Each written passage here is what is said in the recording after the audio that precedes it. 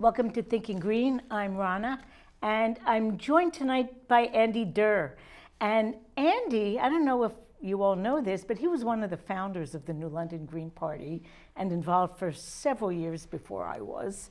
And more recently, he has become involved in a group that began at All Souls Unitarian Universalist Congregation. You got it right. Called GRACE, Growing Racial and Cultural Equity.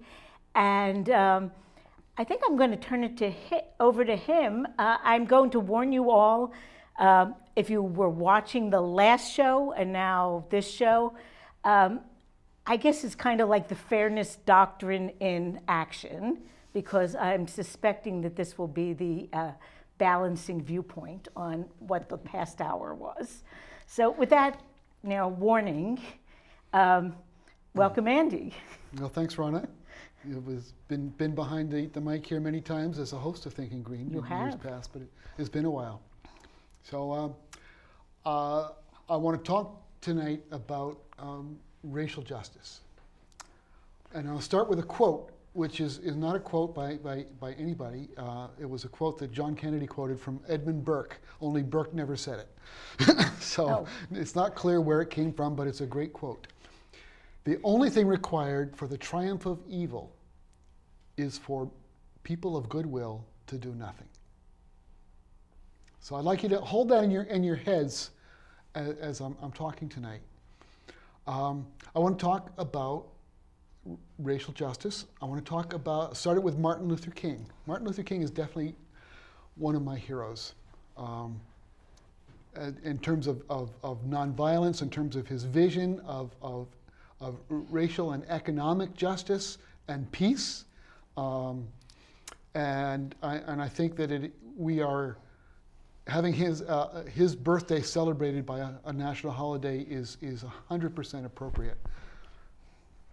And his I Have a Dream speech is a remarkable speech.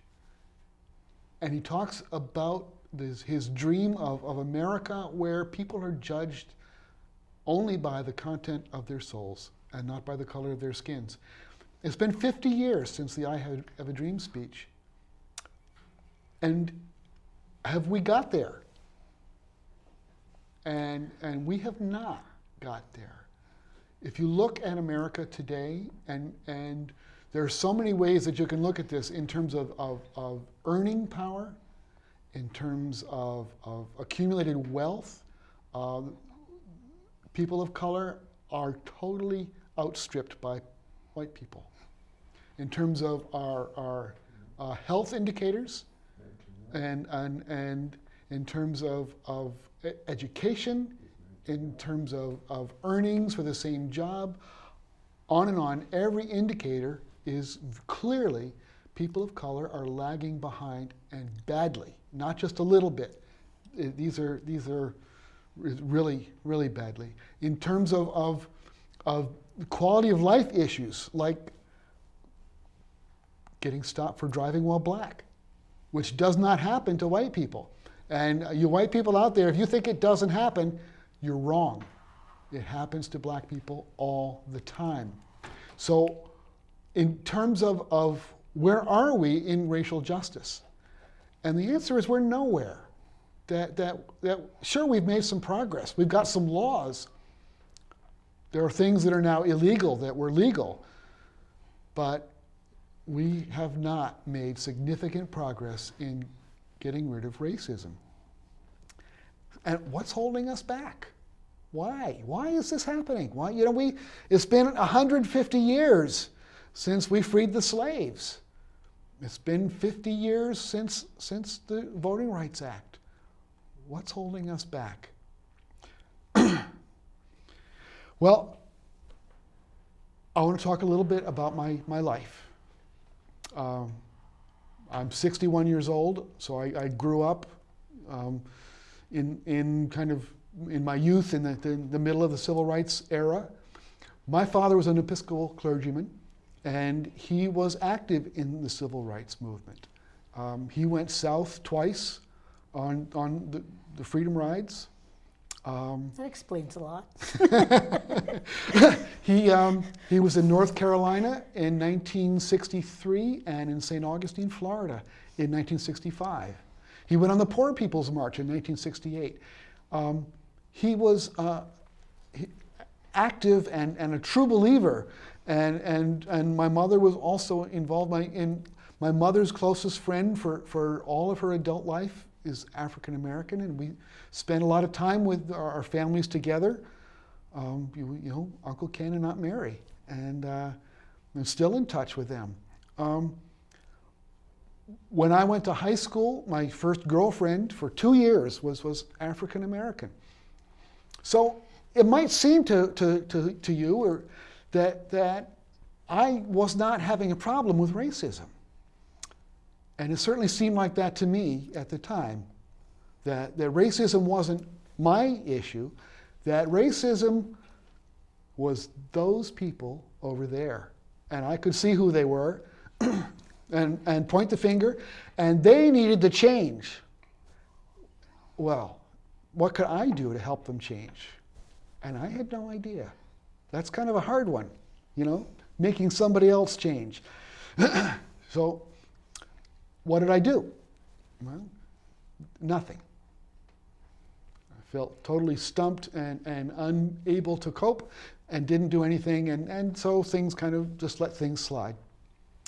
And as I learned more and grew and got a little more mature, I came to believe that racism was a problem of all of America, that we all were dealing with racism and struggling with racism, and that we all needed to change. But the question of how do we change? How do I help we change? And that's still a real tough one. And so a lot of times I tried things, working on things, and some things worked, some things didn't seem to work, and a lot of times I did nothing. I've come to believe that racism is a little bit different than I thought. I think that racism is a disease that we are all in America infected with. Doesn't matter the color of your skin, or doesn't matter how old you are. If you grew up in America, you have the infection. And it affects us in different ways based on the color of our skin. But we are all infected. And how do we get this infection?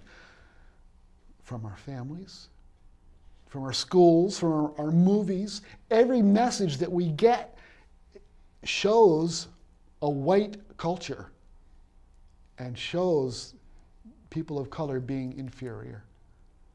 And it was remarkable in my childhood how much those messages were prevalent. And they're still prevalent today. It's not as bad today, but they are still out there, those messages of white superiority and people of color inferiority. And we get it in our churches, we get it in the schools, we are infected by our parents. Now, my parents didn't want to infect me with racism. They were trying to struggle against racism. They were trying to work to end their own racism, and yet I was infected. And I've had conversations with my father about this, and he completely agrees with this point of view, that he was infected by his family in his upbringing, and in spite of his best intentions, he passed that on to myself and my siblings. So we are all infected, and because it happens so early in our lives, it's totally unconscious. It's not something that we can say without a lot of effort to expose our early memories. This is what happened. And as with most of my life, I think most Americans don't know what to do with this. We can feel it sometimes, but we don't know how to cope, and so we do nothing. And so I have come to believe that I have a problem with racism, personally. It's not just them out there. It's not just all of us. It's me. And at first glance, this is kind of scary.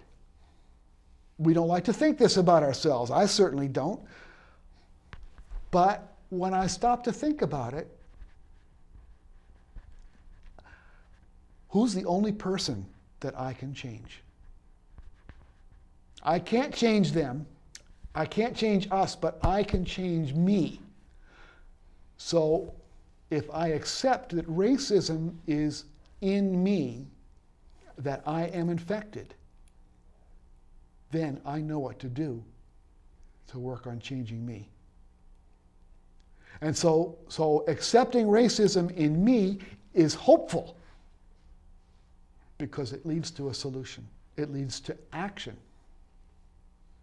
And so what I want to do today is to suggest to everybody out there that we are all infected, that I am infected, that you are infected, and unless you grew up in another country, there's no way to avoid it.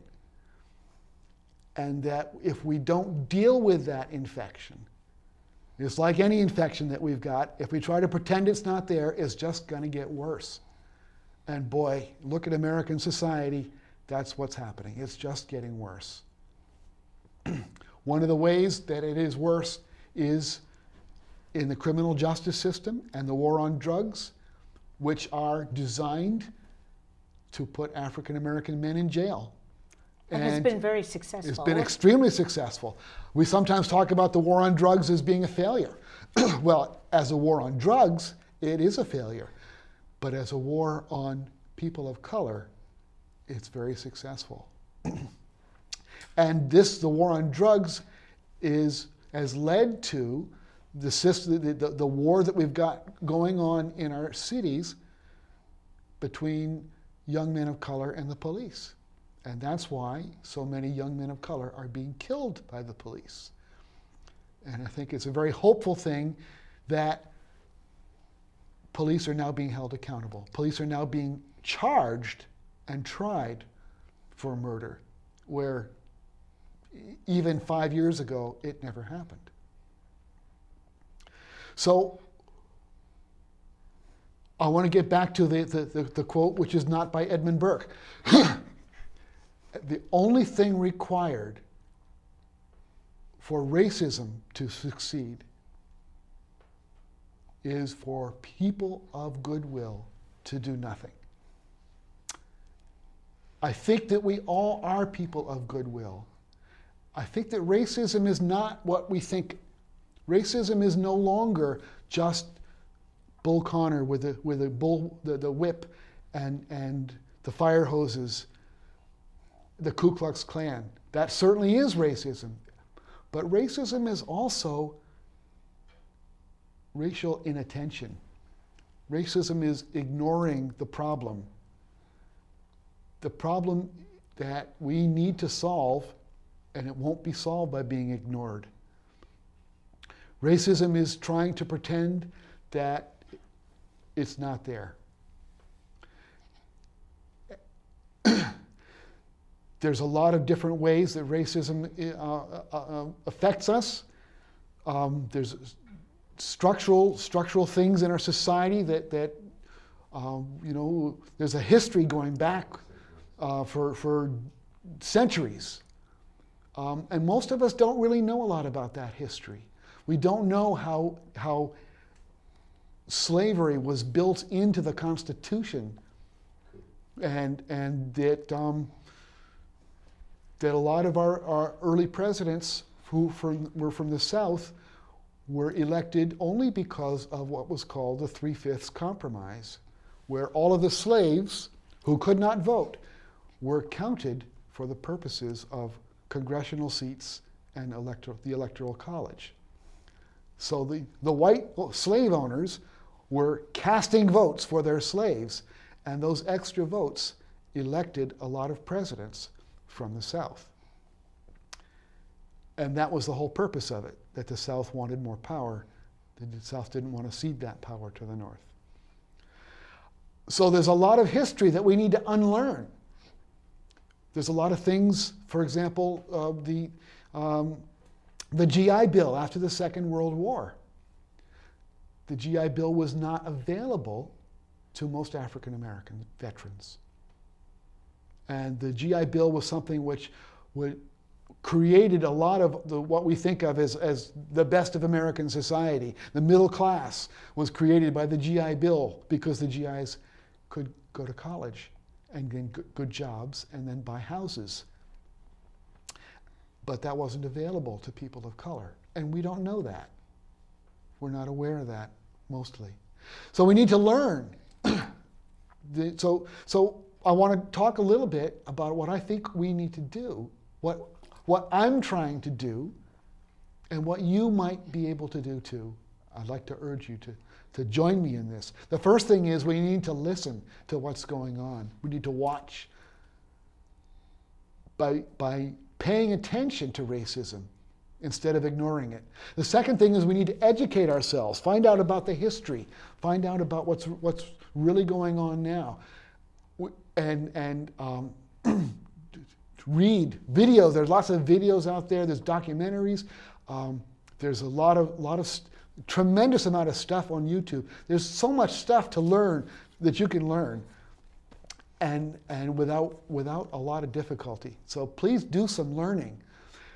The next thing is to talk to people, to talk to your friends, talk to your family, talk to your coworkers.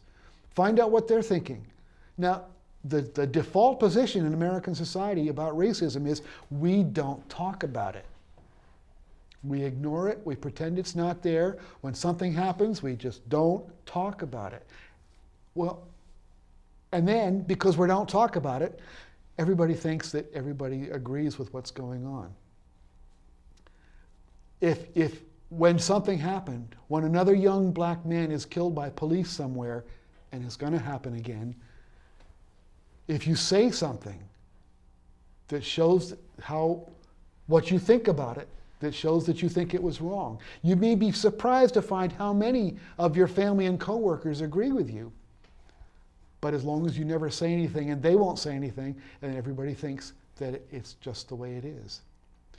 But so talk about it. Talk to people. Speak up when you see something or you hear something that's wrong. I think about, family Thanksgiving dinners. Okay, we've just had Thanksgiving, and think about in your childhood when somebody told a joke, even something simple as an ethnic joke. I remember Italian and Polish jokes in my childhood. We didn't tell racial jokes in my household, but you could hear Italian and Polish jokes, and everybody laughed. What's the message there? It's okay to tell those jokes. It's okay to look down on people. We learned that. That's how part of the infection was passed on. What if something different happened this Thanksgiving or next Thanksgiving, next family dinner, when Uncle Bob tells a really bad joke? What if somebody said, Uncle Bob, I really don't want you to tell that joke. I find it offensive. Uncle Bob might be kind of surprised. And your cousins might be kind of surprised and think, one of them might say, yeah, I agree. And think about what your children are going to learn.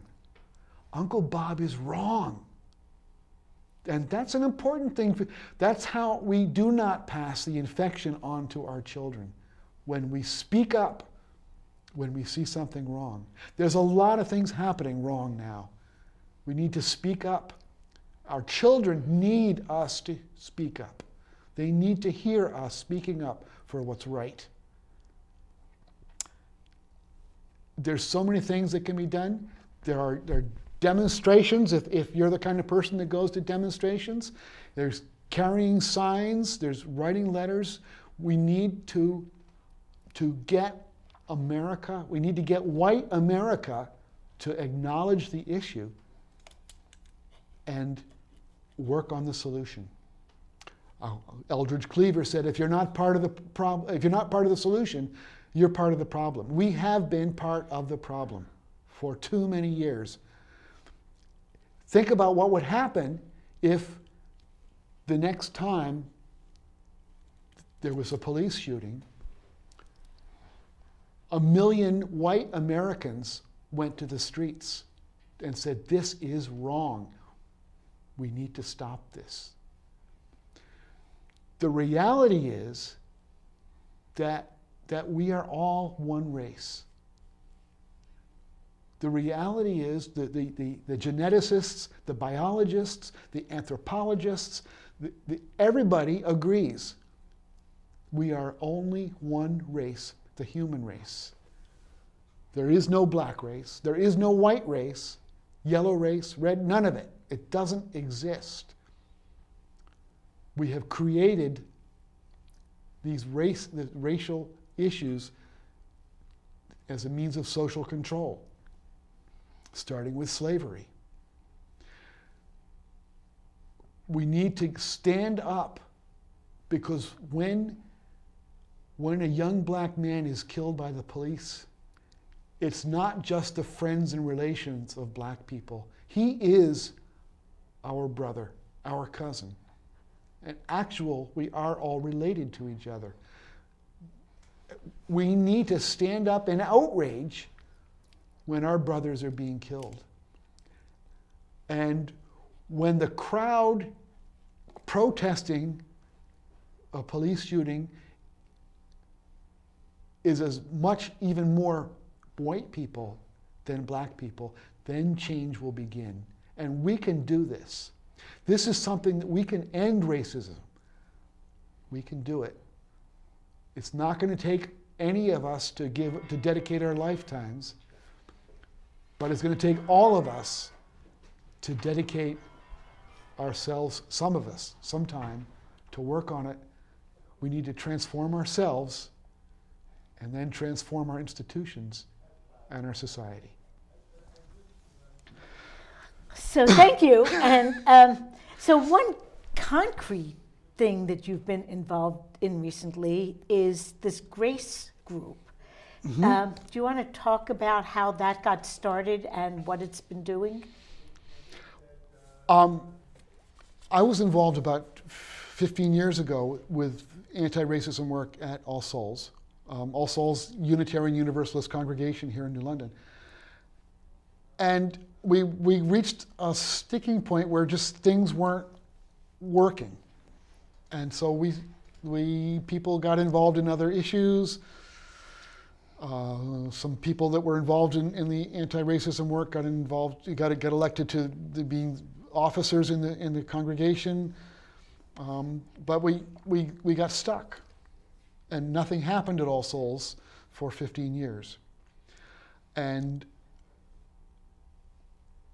inspired by what was going on with the Black Lives Matter movement, our intern minister a year and a half ago, Reverend Rebecca Edwards, decided to offer a class called Examining Whiteness, which is written by a retired UU minister, Reverend Bill Gardner, who's been working on anti-racism issues for many years. And it's 6 sessions designed to introduce us to some of the information, some of the feelings, some of the ideas. And 25 people showed up for this, for 6 sessions. And we continued to meet. We wanted to, we don't. This is good. We're learning things, but we need to do something more. And so we continued to meet. We've offered it again. We're offering a community conversation on race on the third Thursday of each month at All Souls. And there's other workshops and films and things that. So it's the initial goal is to personal transformation and then transforming all souls, as we can get to a tipping point where if you've got 3 people in a church, 250 members who are thinking about racism, well, there's not much going on. If you get 20 people, well, then 20 people's going to have an effect on the congregation. There's going to be more conversation about it, more activity, more people thinking about it. If we could get 50 people to be working on racism at all, and think of what the congregation would look like. So that's our goal for All Souls, and then to take it out into the community beyond that. Other institutions in New London, other churches who might be interested, and try to get, if we could get, 1,000 people in New London working on anti-racism. There are already a lot of people. If we could double that number, how much more could we do? So. And it's interesting, I guess, when you're inside of being white, and I guess in a way I'm not quite as white as you, because in some places, and sometimes Ashkenazic Jews have not been part of the privileged class. But here and now, we're pretty accepted. But I remember the 15 years ago when the Southeast Connecticut Peace and Justice Network came together, and you were part of that, and I was. There was almost a divide among the older white people who were all about peace and the members of color who were more about justice. And that was actually when I did some research and started becoming very interested in the corrosive effects of the war on drugs. But there's a lot more to it, of course, but it's also connected to a whole lot of other things. Everything is connected. It is. The peace movement and racial justice, the homophobia, it's all connected. Economic justice, it all connects. It does. And I wanted to talk a little bit just about what the process is like to get out of your own viewpoint, because it's really hard for most of us to get out of this comfort zone that we've been in since childhood, and to really truly put ourselves in the shoes of others. If we don't get racially profiled at a traffic stop, then we don't necessarily automatically know that other people do. And many people don't know that, and even people who hear about it deny it frequently. Can't believe it. The first step, I think, is education. There's a lot of material out there. I recently read The People's History of the United States by Howard Zinn, which is something that I highly recommend, talking about the history that we didn't learn in the classroom. And there's another book that I read recently, The New Jim Crow by Michelle Alexander. There's a lot of material, a lot of ways to learn. But you're right, getting ourselves out of it's fine to learn that here, but we need to learn it here. I would say one of the things that's been useful to me is to be in groups talking about issues of racial justice, particularly groups that are multicultural. Getting black and white people together, for us to hear their stories, is, I think, an important thing. And I think to do it in person is good, but I don't think we should be relying on people of color to educate us. There's a lot more of us than them.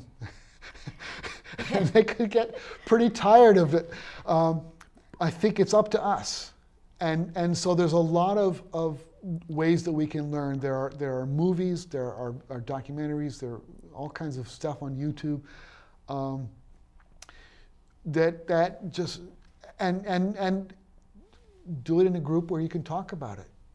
There's a lot of feelings are going to come up, but talk about it. And if you're in a group that's all white, well, that's okay. That doesn't mean you shouldn't be working. A part of critical thinking is really to be able to take yourself out of the center of things. Yes. Yeah. Well, we do have a phone call. Okay. Hi, thanks for calling. Hello? Hi, sounds like Ray. Yes. How are you doing, Ray? Good. How are you? Good. Do you have a question for Andy? Who's your guest? Our guest is Andy Derr. He's a Hi, longtime Andy. Green Party member, and he is working to combat racism largely through the activities of a group called GRACE that's formed at All Souls Congregation. How are you, Andy? Can you turn off your TV, please, if you have a question? Hi, Ray. Can you turn off your TV, please, if you have a question? How are you? We're doing well. Have a good night. I can't hear you too well with the TV on. Have a good. Okay, sorry, Ray, but your TV was drowning you out. Okay.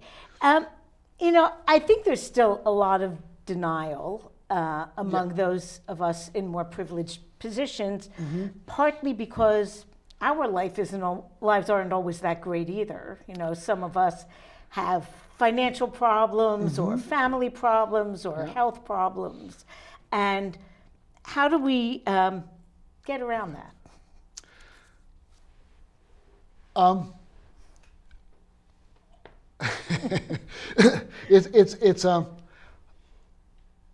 I think a look at the reality.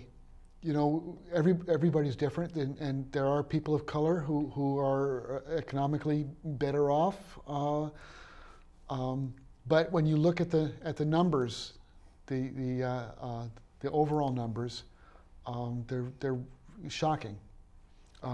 So it's fine for me to say, well, I'm not rich. Right. But there's been things in my life that I've gotten because I'm white. There's things, and this is an issue of we call white privilege.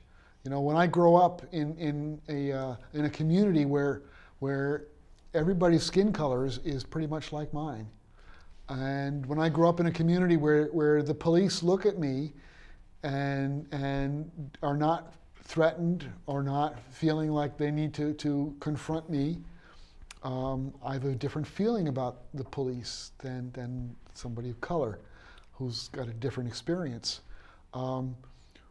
When I go into a store, if the clerk rushes over to me, it's because they want to help me to find something so that I can buy it. And too frequently for people of color, when they go into a store, when the clerk rushes over, it's to make sure they're not going to steal anything. And we're not even aware of this, because this is just normal life. We think this is the way it should be, and it should be this way. The way that we have been, there are many of these privileges that we have that everybody should have. And if everybody had them, it wouldn't be a problem. And the problem is that not everybody does.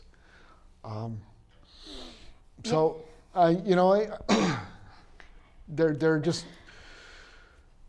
even somebody who is a white person who is in poverty, there are still advantages that they have over a black person in poverty. Or perhaps some disadvantages that they don't have to worry about. It was in the news recently, a professional African-American woman who lost her key and got let into her apartment and ended up being arrested and beat up because a new neighbor didn't believe that she really lived there. That's right. And was it James Blake, the tennis player who was attacked by a police officer?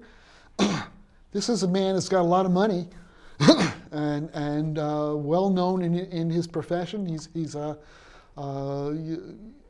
a professional tennis player for years, and but black man hanging around the street and was beat up by the police. Well, I calls to mind. I had a really personal kind of experience maybe 10 years ago when you were hosting a show and Cliff Thornton was your guest. And we had been at your house for dinner before the show, and Cliff and I went in his car to drive here to the studio, and at the end of your street happened to be a seatbelt check, and he did not have his seatbelt on. So he was stopped by the police, and that, I'm sure they would have stopped everyone, but then it took him a while to find the right insurance card. He had the one that had lapsed like 2 months earlier or a month earlier. And we all have those still hanging around our Yes. cars. Yeah, And I sure do. And he couldn't find the recent one, and they weren't ready to tow his car, and he lives out of town. They wouldn't let him phone his wife and have her fax the correct form. They weren't going to let him get hold of it. And I recalled that I had been stopped at one time, and I didn't have my license on me, and the police just rode behind me to my house. I went into my house, I found the document, I gave it to them. So I was really struck partly by this whole experience because I was really ticked off. But the other thing that really struck me was that he was very calm about it. Mm-hmm. So I felt as though, you know what, he was kind of used to that. He'd been through it before, and he knew that if he got angry, that he was in danger. Yeah, and I was like a lunatic, and he was just totally matter of fact about it. So I think that was probably around 2006 or 7, and it really made an impression on me, not just the behavior of the police, but the behavior of this African-American man who had been successful, who had run for governor, and how used to this sort of treatment he was. Yeah. A friend of mine was a senior manager for a state agency. There's a 60 maybe at the time, and dressed impeccably, 3-piece suit, drove a nice car, and he got pulled over repeatedly for driving while black. There's nothing that you can do. Yeah, make sure all your documents are in order, I guess. Yeah. But I think I'd like to talk a little bit about some specific ways that that there are inequalities in the system, and things like inequitable impact of things that we don't think of as being racial to start with. There's the environmental issue where dumps are placed and where parks are maintained. The whole economic issue, well, there's been a lot of talk recently about, and it comes back around every so often, about reparations for slavery. And on one hand, we hear the argument as that was a long time ago, let's put it behind us. Yeah. But we also hear the argument, well, we're from the North. And we didn't have slaves. In point of fact, there were a lot of slaves in the North, not on the same scale in the South, but there were Litchfield County in Connecticut, Rhode Island was a lot of slaves, quite a large number of slaves. If you have colonial ancestors and they had some money, fairly good chance that they owned slaves. I was doing some genealogical research and discovered my many great-grandfather, Jan van Riper, who lived in Essex County, New Jersey. And he died in 1783, and in his will, he left a slave to one of his daughters. Wow. So, we all say, well, my ancestors did. Well, you don't know that. I thought that too, and now I know better. My ancestors, at least one, did own slaves. Yeah, and we think about this from the economic point of view. Let's say you have a business, you hire people, you don't pay them anything, you get all the profits, And a couple generations down the road, your family is wealthier than theirs. Do you maybe owe them?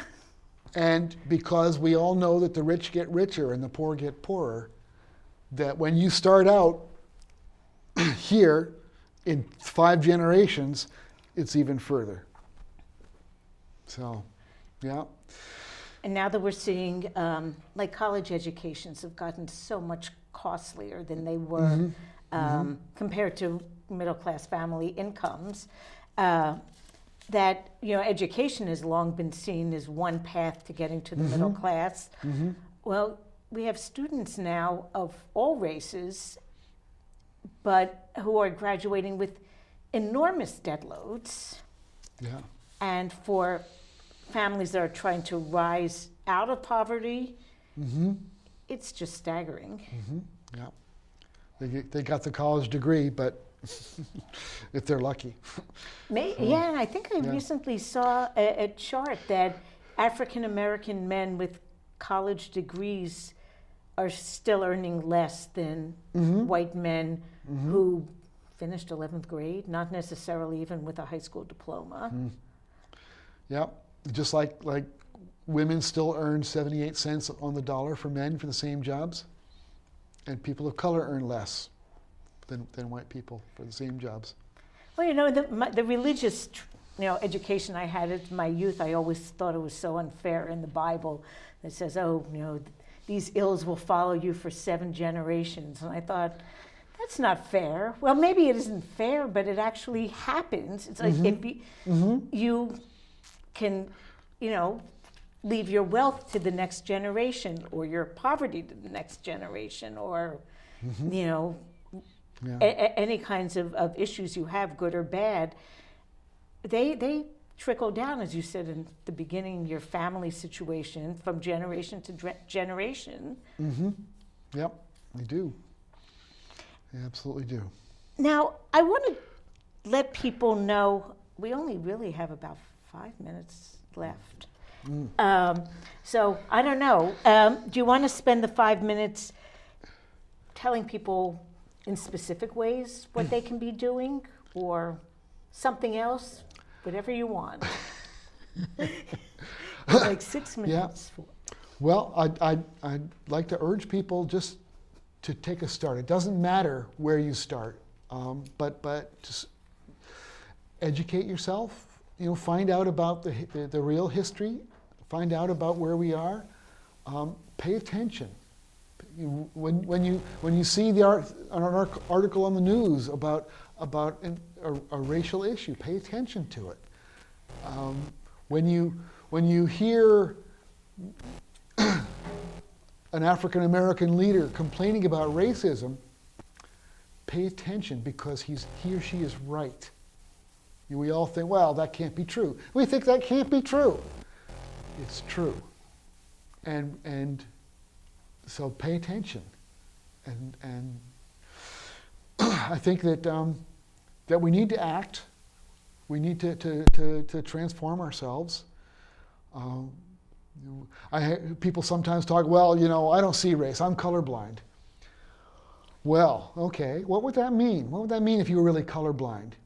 If you really didn't see race, then the people around you would be of all skin colors. You would work in a place with skin colors balanced throughout all of the ranks.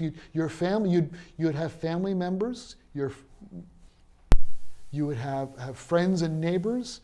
Your church, your schools. If you're really colorblind, but if you're just blind to color instead. So I urge you to. There was a TED talk. I forget the woman's name, but she urges people not to be colorblind, but be color brave. Reach out, talk to somebody. When you see something happening, say it. Say that that's wrong. Racism is created by white America for social control. We've done a really good job of it, and it's time we stopped. It's up to us. The laws aren't going to fix racism. People of color aren't going to fix racism, much as they'd like to. It's up to us, and we can do it. Just have to start working. And so it's not going to be easy, but it's going to be easier than not fixing it, because racism really damages us all. And that was what I was going to actually ask you, is how does giving up some sense of privilege actually help us? Think about the fear that we live with. Think about when we walk down the street and we see young black men, and we're afraid of them. We don't like to admit it, but we are. I think Now, why Jesse Jackson once admitted that he was afraid. Why are we afraid of them? We're not afraid of the young white men. Though maybe we ought to be.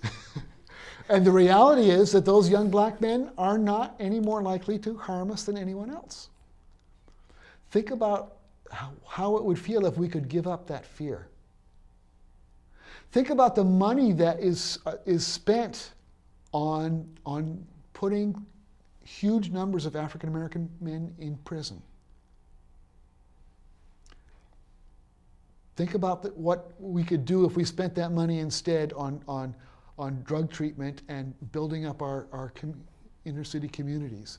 Not to mention health care and education. Think of what we could do if we weren't spending so much of our time and energy denying racism and being afraid. Racism really damages us all. It's an economic damage because of the money that we spend trying to feel safe. It's a spiritual damage because these are our cousins, our brothers and sisters, and our friends. It could be. These are our neighbors. Jesus said, love your neighbor as yourself.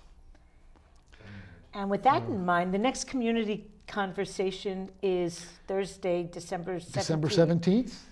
We're going to show a video of President Obama's eulogy at the AME Church in Charleston, and then have a discussion about that. And newcomers? Everyone's welcome. It's at All Souls UU Congregation, 19 J Street in New London. And there's a Facebook... 6:30 on Thursday the 17th. And I might actually be able to make that one. And there is a Facebook page that the Grace Group has. The URL we couldn't get, but if you go to Facebook and look up groups under Grace, it pops up. Yep. Growing Racial and Cultural Equity. Thank you, Andy. Hopefully Rona. there will be a few new faces at the next event. And next week, my guest will be Kathy Hermes. She is a professor of history at Central Connecticut State University, and she's going to give us some details about what is happening with the Connecticut State University system from the point of view of our teachers. So that's it for tonight, and I'll see you next week.